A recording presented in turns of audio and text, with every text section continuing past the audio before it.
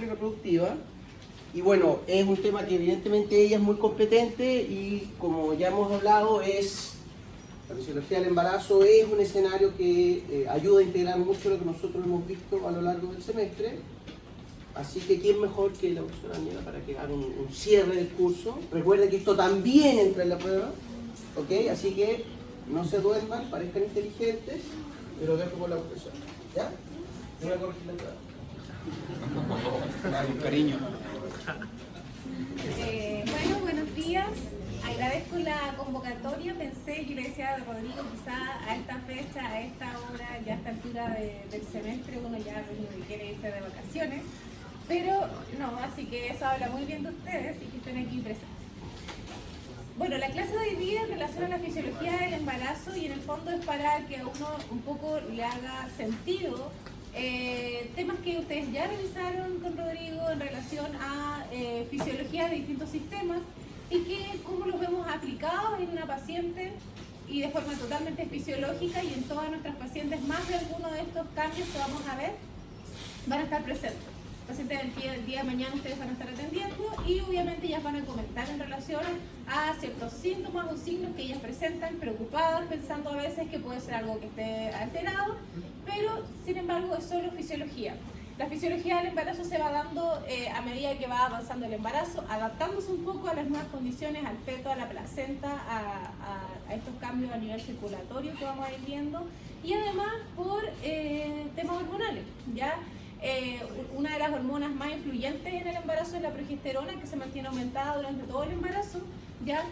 Y que de esta forma se mantiene en el embarazo también gracias a la progesterona, ya que mantiene cierto útero relajado y disminución de oxitocina, de los receptores de oxitocina, y esto mantiene una etapa que se llama equiescencia miometrial, es decir, el útero se mantiene relajado durante todo el embarazo hasta que llega el momento del parto. Entonces esta progesterona es muy influyente también en cambios fisiológicos que vamos a revisar a continuación. Bueno, entonces el objetivo de la clase es conocer estas modificaciones fisiológicas. La verdad es que traté de escoger las más frecuentes, pero aún así hay más cambios que se dan en menos frecuencia, pero también los van a revisar el día de mañana cuando ya se adentren puntualmente a la cambios dermatológicos. Bueno, en general la paciente dermatológicamente podemos hablar de que va a presentar las estrías, ya este cambio es como un cambio principalmente en relación a la disminución del colágeno ya en la piel y obviamente a medida que va aumentando el embarazo en general segundo o tercer trimestre y dependiendo de las características de la piel de cada mujer pueden ser más notorias. Ya al inicio estas estrías tienen un color violáceo, luego van avanzando a un color más blanco. En relación a la hiperpigmentación, la presencia de estrógeno en el embarazo, que aumenta el estrógeno, va a producir aumento de la hormona melanocito estimulante y esta hormona va a estimular a los melanocitos para que se produzca la melanina y aumente la pigmentación en algunas zonas de la piel. ¿Ya? Lo más característico en el embarazo es la línea parda, que es esta línea que vemos acá en medio del útero grávido, ¿cierto? Y la paciente, hay pacientes que tienen la piel un poco más oscura y a veces hace que se note un poco más la pigmentación de esta línea parda. Es totalmente fisiológica, ¿ya? Pero no tan solo se pigmenta esta línea parda, sino que también puede aumentar la pigmentación en, por ejemplo, en la areola, ¿cierto? En las mamas, en la zona vaginal, la vulva, ¿ya? Entonces, la mujer puede presentar zonas donde hay más pigmentación y esto es debido a los estrógenos y a la estimulación de la hormona melanocitoestimulante y esto va a disminuir post el embarazo.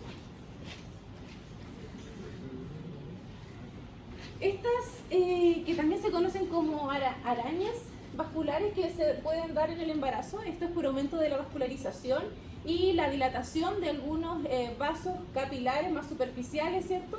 Y pueden generalmente aparecer en la zona de la cara, ¿ya? La paciente va a ir cediendo esto a medida que avance, que termine el embarazo. Después del parto, esto debiera ir cediendo ya porque es solamente por un tema de aumento de la vascularización y en general se da en la zona superior del cuerpo, ya en menor grado que la, o sea, en mayor grado que la ictemia.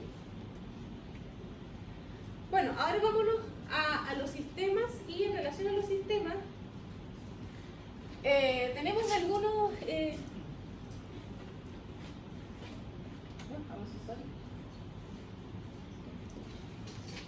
tenemos algunos órganos donde ocurren algunos cambios, como por ejemplo, en el páncreas ya hay una hiperplasia de los islotes de Langerhans, lo que produce un aumento de... ¿Qué producen los islotes? Insulina. De insulina.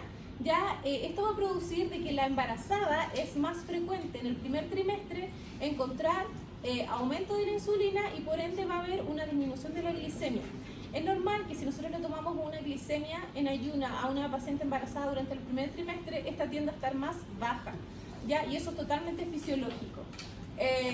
Por ende, si la paciente en una glicemia en ayuna en un primer trimestre de embarazo presenta una glicemia muy elevada, es que las guías ministeriales plantean una sospecha de diabetes pregestacional, ya que esta diabetes viene de antes, porque la verdad es que fisiológicamente en el embarazo, en el primer trimestre, la glicemia tiende a estar más disminuida.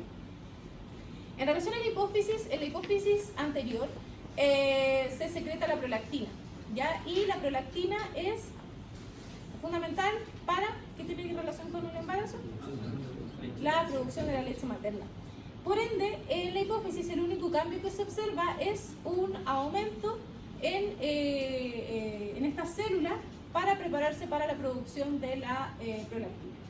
En relación a la tiroide, en general debiera mantenerse dentro de los valores normales los valores de la TSH, la T3 y la T4, ¿ya? Por ende, hoy en día se está tomando todas las pacientes embarazadas la TSH, ya para el diagnóstico de alteraciones tiroideas, porque esto debiera mantenerse normal durante el embarazo, ¿ya?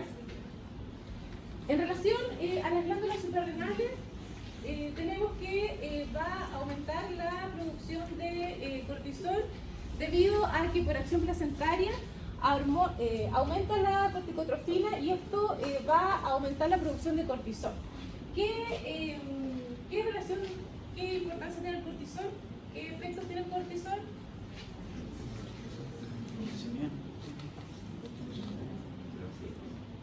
¿Cómo? Hipertensora, hiperglicemiante. Esto es súper importante porque el cortisol tiende a aumentar durante el segundo trimestre de embarazo, ¿ya? El cortisol asociado al estrógeno placentario y a la prolactina, que van aumentando desde el segundo trimestre en adelante, van a producir en el embarazo lo que es la etapa de resistencia a la insulina, ¿ya? En este momento, desde el segundo trimestre de embarazo, se produce una resistencia a la insulina fisiológica, ya producida por el cortisol, lactógeno placentario y prolactina, ¿ya? Y esto puede hacer que si aumenta la resistencia a la insulina en el segundo trimestre de embarazo, la paciente puede generar diabetes gestacional, ¿ya? Es por eso que en el segundo trimestre de embarazo a las embarazadas se les pide el examen de la prueba de la tolerancia a la glucosa oral, ¿ya? Se pide específicamente entre las 24 y 28 semanas porque en esta etapa es donde está el pic de la resistencia a la insulina producida por ciertas hormonas dentro de las que encontramos el cortisol.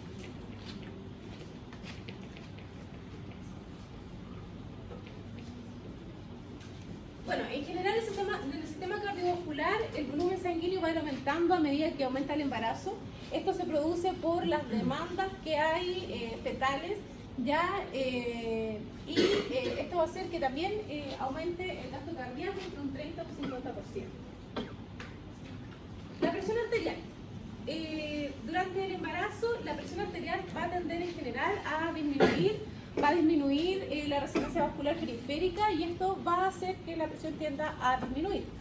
Es por eso que es normal encontrar en las embarazadas que su presión puede estar dentro de valores más bajos de lo normal, ya podemos tener 80-50, ya va a tender a estar un poco más bajo que lo normal, pero es totalmente fisiológico. Ya hay que tener ojo, sí, que dentro de estos cambios tenemos lo que se llama síndrome hipotenso supino, ¿ya? Y esto se produce porque el útero comprime la vena cava, ¿ya? Y la vena cava, ¿cierto?, está relacionada con el retorno venoso. Si nosotros comprimimos la vena cava, ¿ya? Y disminuir el retorno venoso, ¿qué es lo que puede pasar en la paciente? Podemos tener a la paciente que si está acostada y de un momento a otro se levanta, puede ocurrir el síndrome hipotenso supino, donde nuestra paciente se puede inclusive llegar a puede sentir débil o puede llegar inclusive a desmayarse, ¿ya? Por la compresión del útero y de la vena cava con el útero.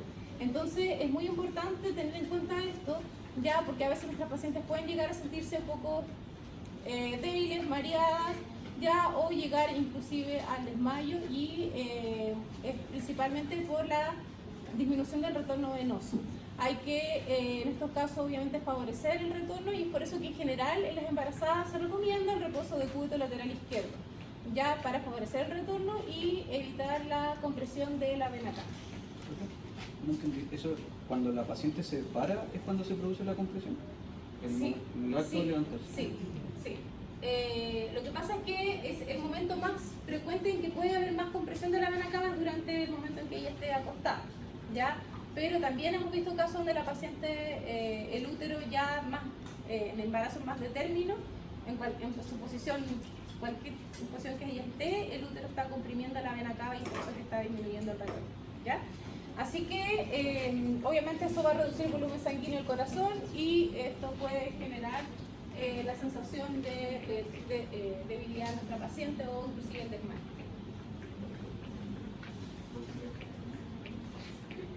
Varices. Bueno, las varices son frecuentes en el embarazo, ¿ya? Y esto va a tender a ir en disminución después del parto.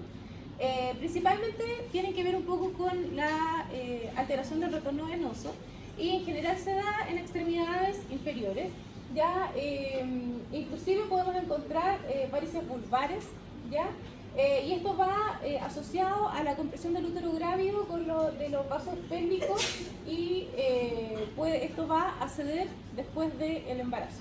Ya, así que eso obviamente debemos informárselo a nuestra paciente, que es totalmente fisiológico, pero sí es un hallazgo que uno debe examinar, porque puede estar presente en extremidades inferiores. Lo más frecuente que puede existir es varices y edema, ¿ya?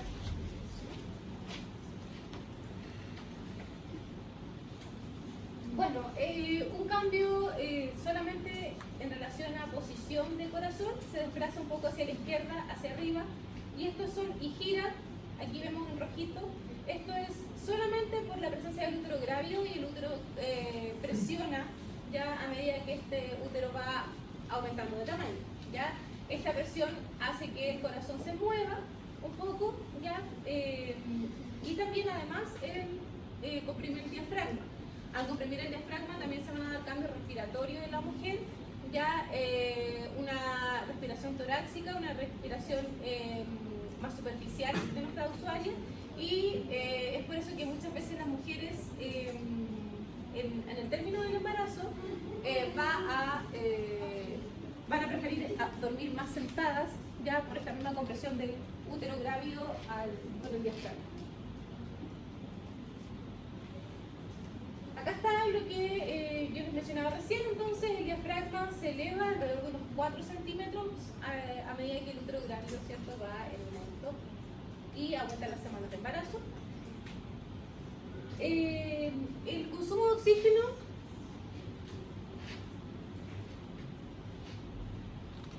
oxígeno, va a ir en aumento a medida que va aumentando el embarazo, debido a las demandas fetales, y esto hace que el consumo va a aumentar alrededor de un 20%. Al aumentar el consumo de oxígeno, existen cambios respiratorios, como la alcalosis respiratoria, debido a una dilatación de las vías respiratorias por la progesterona.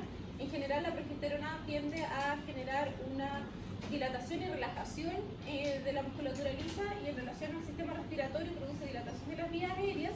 Al haber una dilatación de las vías aéreas disminuye la resistencia al flujo, y esto va a hacer que disminuya la presión de CO2, lo que finalmente van a encontrar como una alcalosis respiratoria fisiológica a la embarazada, y ustedes lo deben haber revisado.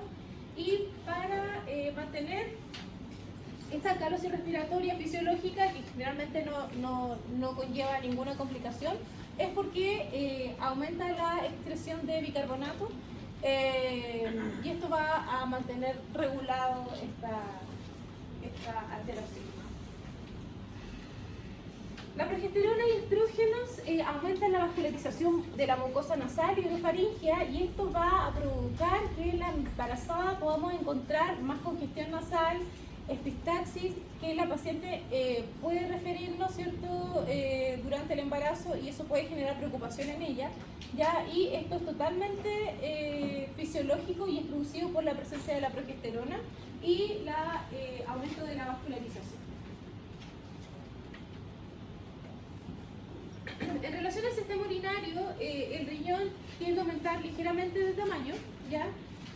Pero principalmente lo que podemos ver es que dentro de las causas está la mecánica, que es el útero que comprime la vejiga, y eso es uno de los signos más frecuentes de nuestra embarazada, que al ir aumentando el embarazo, vamos a tener que la paciente va a tender a tener más frecuencia de la micción, porque este útero, al aumentar de tamaño, va a comprimir la vejiga, y a medida que va aumentando más el embarazo, lo comprime más, lo que le da menos espacio para, ¿cierto?, mantener la orina, y eso hace que la paciente puede referirnos poliquiuria, porque por la compresión del útero grande, ¿ya? Es totalmente fisiológico, pero también hay que estar atento, ¿ya? Porque la poliquiuria también es un signo de infección urinaria. Por ende, frente al relato de la paciente, en la mayoría de los casos es fisiológico, pero hay que igual revisar, ¿cierto?, el urocultivo que esté normal, y además obviamente que no tenga otros signos asociados. Ya en general, las infecciones urinarias, cuando vienen con sintomatología, no tan solo es poliquiuria, sino que también viene con disuria o algún otro signo, por ende eso igual hay que tener en cuenta. Muchos de los cambios fisiológicos, uno puede decir es fisiológico, por ejemplo el edema, que debe estar más adelante. El edema es totalmente fisiológico, pero también existen patologías como los síndromes hipertensivos, como específicamente la preeclampsia o la eclampsia, que cursan con edema, pero este edema es patológico, ¿ya? Entonces, siempre uno tiene que hacer el alcance de que hay muchos cambios totalmente fisiológicos, pero no por eso nos vamos a relajar frente a todo lo que la paciente nos refiera, porque uno después tiende a caer en el no es normal, no es normal, y responde repetitivamente de la misma forma a todo lo que ella refiere. De todas formas, hay una línea de diferencia entre lo que es normal y lo que pasa a lo patológico, ¿ya? Por ejemplo, una cosa en relación al edema. Por ejemplo, el edema fisiológico cede con el reposo. Cuando la paciente, en general nos va a referir el edema, en general en la embarazada es en las extremidades inferiores. Y cuando la paciente hace reposo, favorece el retorno venoso y la circulación, ya cede, porque es totalmente fisiológico. En cambio, cuando es un edema patológico, la paciente va a hacer todo el reposo del mundo y este edema no va a disminuir, porque no tiene que ver con la fisiología en relación al retorno y a la compresión de la vena cava, sino que obviamente tiene que ver con daños endoteliales que se están produciendo debido a una patología. En general, el edema, que es patológico, no tan solo se ubica en extremidades inferiores, sino que va en aumento, ¿ya? Y pasa lo que es conocido como anasarca, que es el edema generalizado. Entonces, siempre tener ojo que hay cambios fisiológicos, ¿ya? Pero hay una línea que igual hay que poner ojo y estar atento. Entonces, en el embarazo, volvemos a lo que es urinario. En general, en el embarazo hay condiciones fisiológicas que favorecen la aparición de infecciones urinarias, ¿ya? Obviamente es por eso que hay que estar atento a la sintomatología de nuestra paciente y a los exámenes de laboratorio, ya, porque las infecciones urinarias se confirman a través del urocultivo. Entonces, ¿qué condiciones tenemos tenemos la excreción aumentada de bicarbonato relacionada con estos cambios respiratorios que revisamos anteriormente, que es totalmente fisiológico, pero que puede generar que al aumentar el pH urinario favorezca la aparición de infecciones urinarias, aumenta la filtración glomerular, también un cambio fisiológico, y esto puede producir el aumento de glucosa en la orina, lo que también favorecería, ¿cierto?, el cultivo bacteriano. Y los altos niveles de progesterona relajan en general la progesterona y este efecto miorelajante relaja el músculo liso de la vejiga y esto aumenta los residuos de orina, lo que obviamente al disminuir el vaciamiento va a producir que aumente los residuos de orina en la vejiga y esto va a favorecer que pueda haber multiplicación bacteriana. ¿Ya? Entonces son condiciones que favorecen que puedan aparecer infecciones urinarias en nuestra embarazada. ¿Voy muy rápido? Bien, sistema digestivo. Bueno, uno de los síntomas más frecuentes son las náuseas, ¿ya? Pero esto se da principalmente en los primeros 3 meses de embarazo, bueno, hablando de semanas, ¿cierto? Entre las más o menos máximo 12 o 14 semanas es como la sintomatología máxima o pic de náusea, aunque no quita que muchas de nuestras embarazadas pasan todo el embarazo con estos síntomas, ¿ya? Esto es otro síntoma fisiológico, pero que también está al límite de lo fisiológico y lo no, ¿ya? Porque existe una patología que se llama hiperemesis gravídica, ¿ya? Y que la hiperemesis gravídica consiste en la presencia de náuseas y vómitos exagerados en nuestra paciente, ¿ya? Donde lo que nos diferencia es que nuestra paciente se ve afectada, deshidratada, ¿ya? No así en las náuseas y los vómitos matutinos y fisiológicos del embarazo, ¿ya? Los estudios plantean de que los niveles elevados de la hormona del embarazo, ¿cierto? La gonadotrofina, y esta hormona tiene su pic al inicio del embarazo y se plantea que por eso las náuseas son más aumentadas durante los primeros meses de embarazo, ¿ya? Esto es totalmente fisiológico, hay que explicárselo a la paciente que esto va a ceder, ¿ya? Pero también existen medicamentos hoy en día que se pueden para disminuir las náuseas y la sensación de náusea y los vómitos, que la verdad es que son muy desagradables para las pacientes y por eso que existen, menos mal, los medicamentos. La progesterona, nuevamente y muy repetitiva, la mayoría de los cambios, produce cambios en relación a la motilidad del estómago, ya del intestino. Al disminuir la motilidad intestinal, va a producir que haya mayor distensión abdominal y constipación.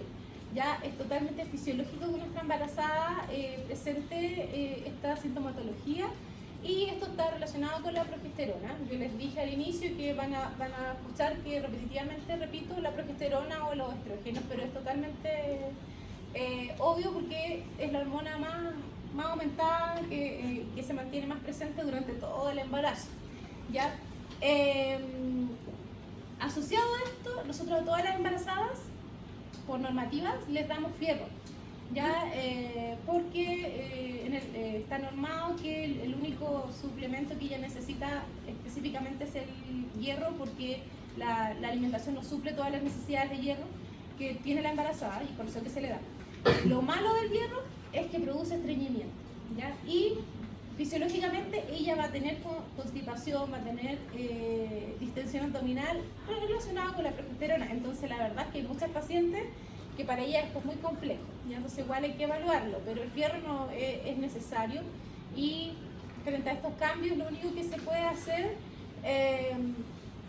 es favorecer la alimentación rica en fibra y bueno, también existen opciones como la lactulosa que puede ayudarse en caso de estreñimiento, pero en general hay que tener claro que es un cambio y un síntoma fisiológico.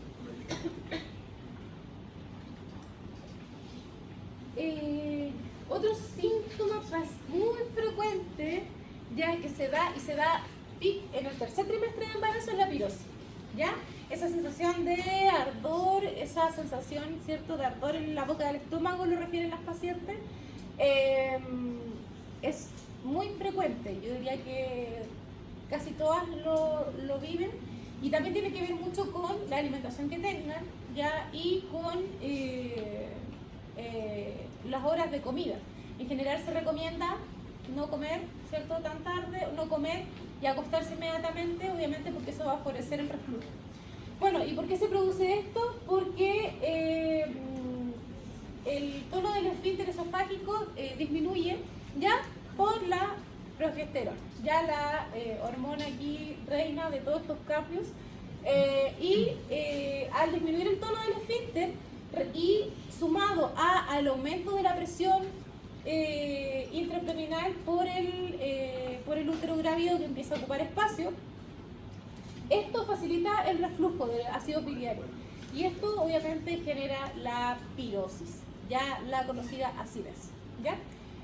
Uno siempre tiene que primar con dar métodos, ¿cierto?, que no sean los medicamentos como primera opción, donde uno tiene que recomendar, ¿cierto?, comidas que sean poco condimentadas, que no se acueste inmediatamente después de comer, pero también existen medicamentos para favorecer estas sintomatologías, ¿ya?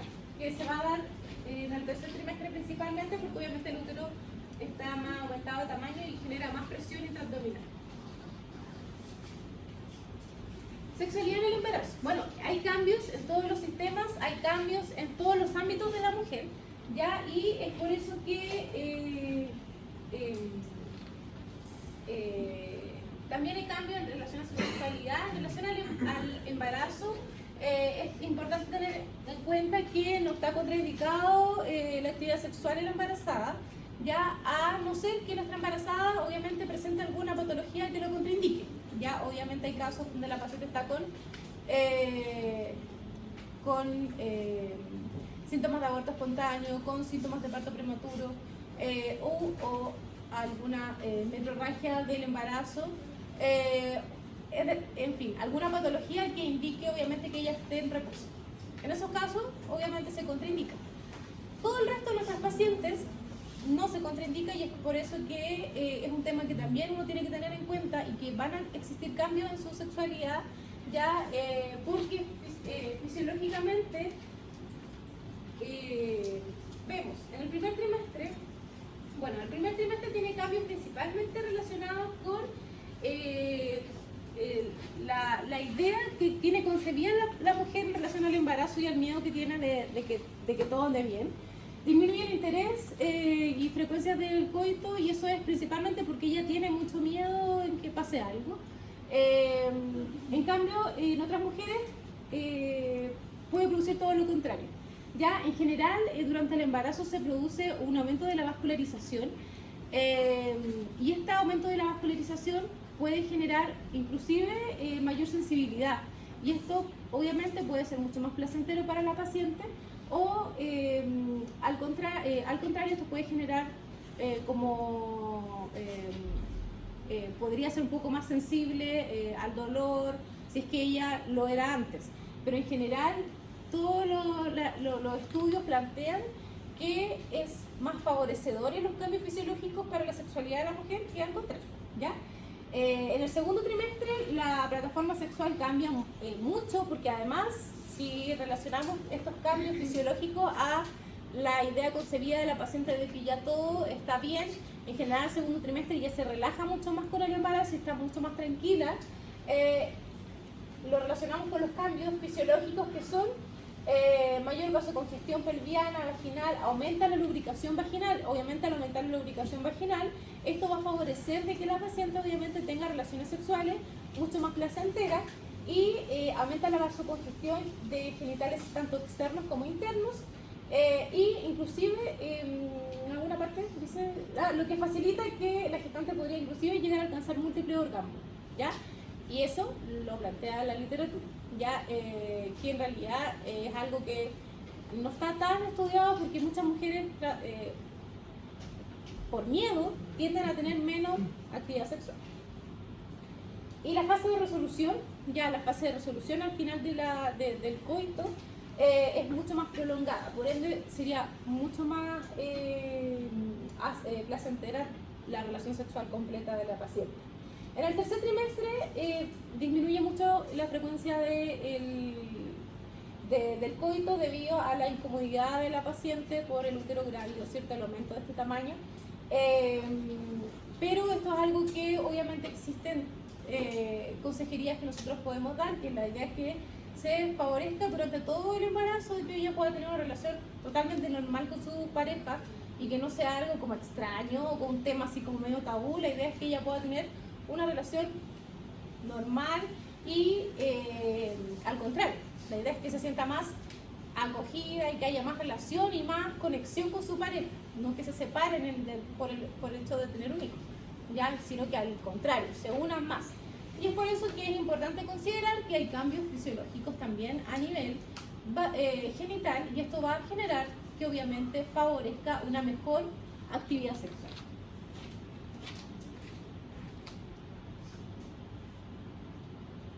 Y por último, cambios psicológicos que hay que considerar que nuestra paciente tiene cambios debido a que el embarazo en sí es un cambio que transforma la vida de una mujer. Y esto es importante y lo quise agregar porque la verdad es que uno muchas veces se va a lo que es lo fisiológico, lo que es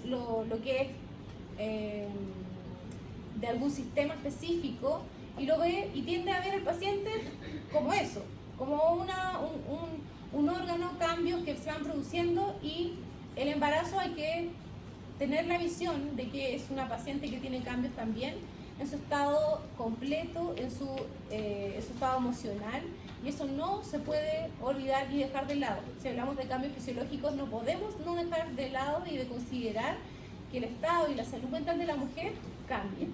¿Ya? La salud mental es parte fundamental de todos nosotros.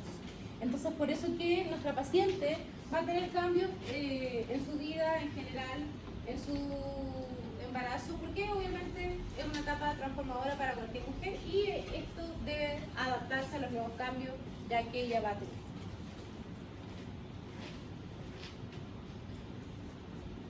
Por ende, haciendo una conclusión de todos los cambios. En el embarazo tenemos distintos cambios que van a producirse, y estos van a estar relacionados con las demandas fetales, ¿ya? En relación a los cambios que están relacionados con la progesterona, vemos cambios en relación al sistema digestivo, vemos cambios en relación a el sistema urinario, porque la progesterona también va a relajar la vejiga, y esto va a generar mayor residuo vesical, y esto puede favorecer la aparición de infecciones urinarias, ¿ya? El embarazo en sí y el hecho de que el útero grávido vaya aumentando de tamaño va a generar alteraciones circulatorias, ya dentro de los que revisamos las varices, ya también les mencioné que también puede presentarse edema debido a disminución del retorno venoso, y esto puede darse principalmente en extremidades inferiores, ¿ya? En relación a nivel hormonal, también les mencioné que la glicemia también va a verse alterada por el cortisol, la prolactina y el lactógeno placentario en el segundo trimestre de embarazo, y esto va a generar la resistencia a la insulina que les mencioné, y que esto puede favorecer el desarrollo de diabetes gestacional, ¿ya? ¿Por qué se genera la diabetes gestacional? Es por esta resistencia a la insulina fisiológica que se da en la embarazada, y que pacientes con factores de riesgo no logran compensar este cambio fisiológico. Ya pacientes obesas, pacientes con una mala alimentación, pacientes con antecedentes de diabetes anterior en la familia, van a no poder compensar esta resistencia a la insulina fisiológica que se da en las embarazadas en el segundo trimestre, producida por el aumento del cortisol. ¿Ya? En relación al sistema endocrino, tenemos el aumento del cortisol, tenemos en relación a la tiroides, que van a mantener dentro de sus rangos normales. En relación a la hipófisis, vamos a observar que puede haber un aumento de la producción de la prolactina, que es fisiológico para prepararse para el periodo de la lactancia materna, ¿ya? Y en relación a voy a nombrar el páncreas, ya tenemos la hiperplasia de los islotes de Langerhans que van a producir un aumento de secreción de insulina y por ende en el primer trimestre disminución de la glicemia. Ya en relación a la presión arterial tiende a disminuir en la embarazada. Ya vamos a ver valores que van a tender a estar más disminuidos y es totalmente fisiológico. ¿Ya? Dentro de los cambios circulatorios está estar atento al síndrome hipertenso supino, ya que este síndrome puede darse totalmente fisiológicamente y es debido a la compresión de la vena cava.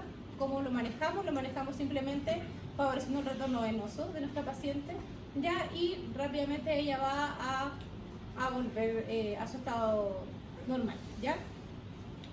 En relación a las náuseas, que son totalmente fisiológicas durante el primer trimestre de embarazo principalmente, debido a la hormona, la gonadotropina, y estas náuseas se manejan con medidas habituales, donde la verdad es que uno principalmente le va a recomendar a la paciente que los alimentos sean más fraccionados, que disminuya la cantidad de alimentos, pero que los fraccione durante el día, y existen los medicamentos para ayudar a la disminución de esta sintomatología que es fisiológica.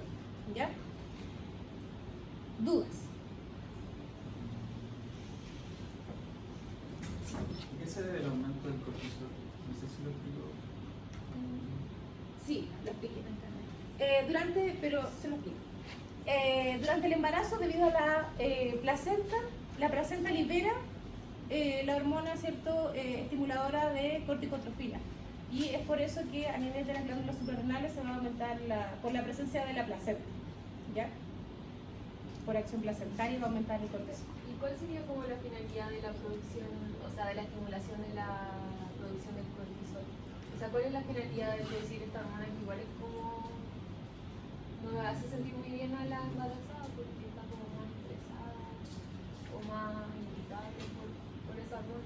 Lo que pasa es que es una función hormonal que tiene la placenta, y dentro de la función hormonal ya está la acción de liberar esta hormona gonadotropina. Ya no hay, no tiene una función específica como tal, sino que está dentro de las acciones hormonales que tiene la placenta. ¿Ya? Obviamente el cortisol no necesariamente va a estar relacionado con efectos negativos, sino que de esta forma mantiene como el balance.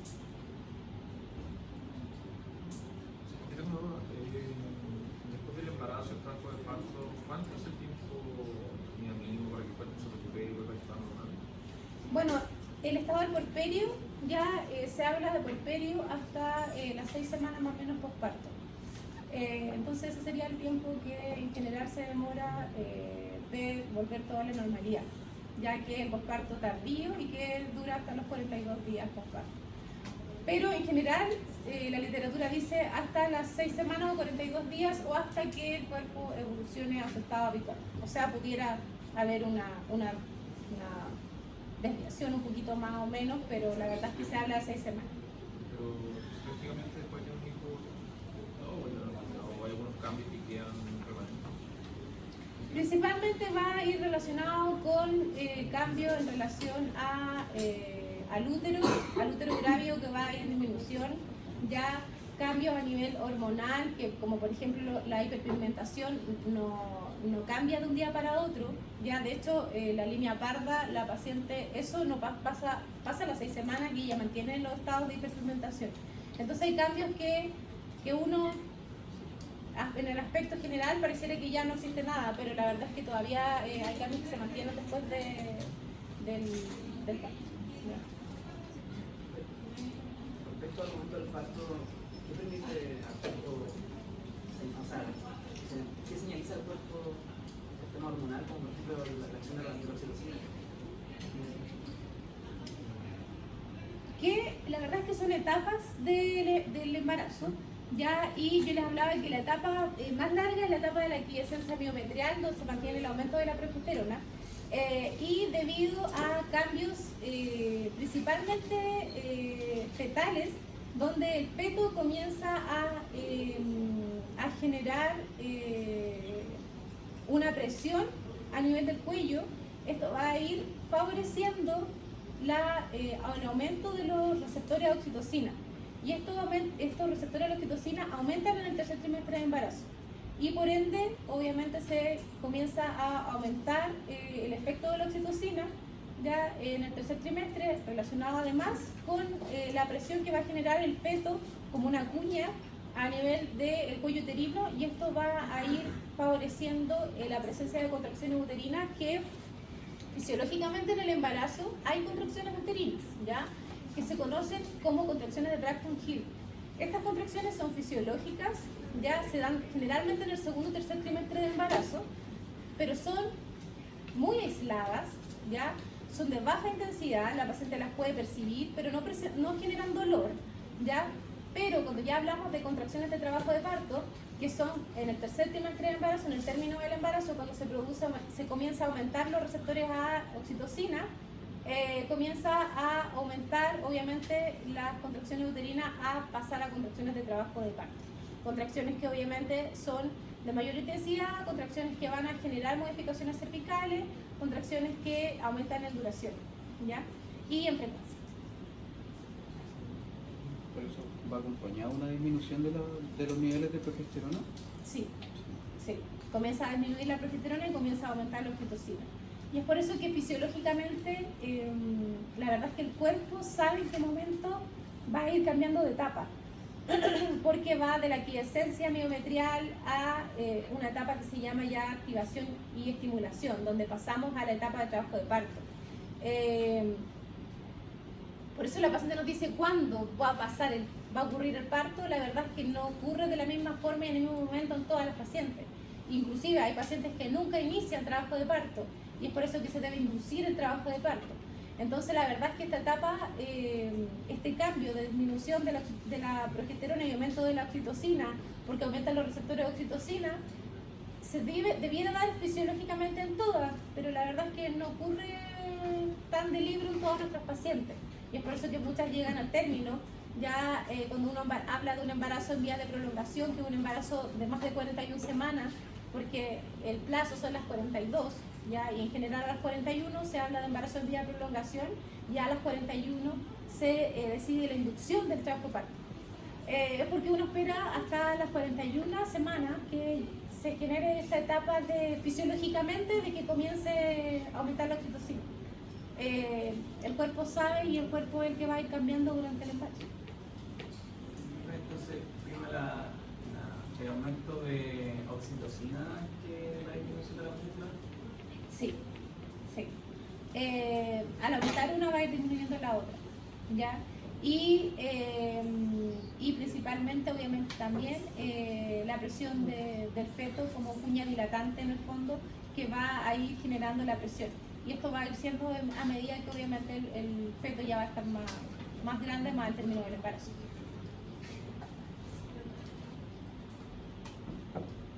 Profe, hay una condición que se llama depresión postparto. ¿Eso va influenciado por hormonas o no tiene nada que ver con la parte hormonal? Ya, bueno, la depresión postparto se puede hacer el diagnóstico al segundo mes postparto, porque antes es fisiológico que la paciente, y está dentro de los cambios como fisiológicos, que presente una etapa que se llama disforia postparto, que la paciente se va a sentir más lábil. Durante la literatura lo plantea durante los primeros aproximadamente 5 días postparto.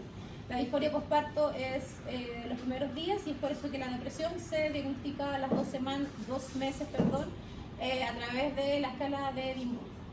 En general, la depresión es multicausal, la verdad, pero tiene que ver principalmente por el estado anímico de la paciente, y va a estar muy condicionado por condiciones externas que ella pueda tener. Ya en general está muy relacionado con las condiciones propias y las presiones y demandas propias del feto, del recién nacido en este caso, familiares, y el apoyo social. Ya el apoyo social está estudiado que es dentro de los factores para la salud mental de nuestra pólpera uno de los más condicionados.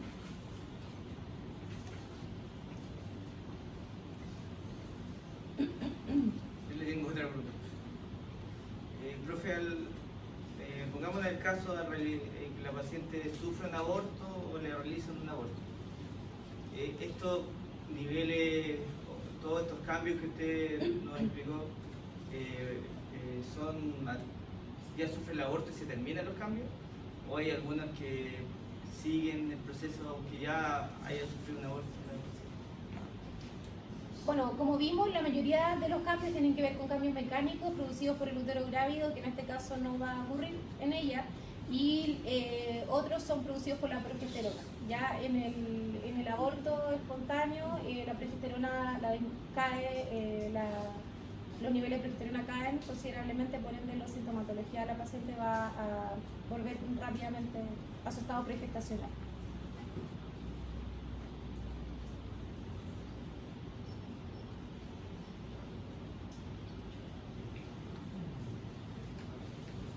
Bueno, la finalidad igual de esta clase es que en el fondo uno ahora pueda visualizar que ya la embarazada es una paciente única como tal en el fondo, porque tiene cambios que son solamente que se producen en el embarazo, ¿ya? Y por el embarazo.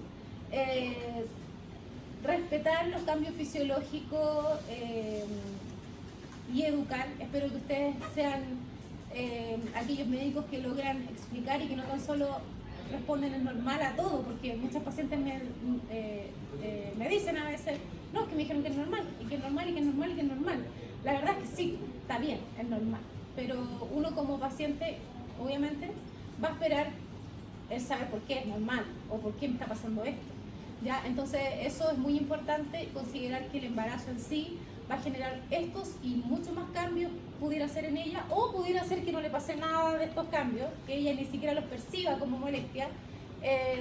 También puede ser, ya el embarazo es único en cada una de las mujeres, no es de libro que en todas va a ocurrir lo mismo, y es por eso que hay que reconocer a cada paciente como única en su embarazo, en sus condiciones, en su entorno. Y los cambios van a darse de forma diferenciada, no todas va a ocurrir los mismos cambios o la misma sintomatología.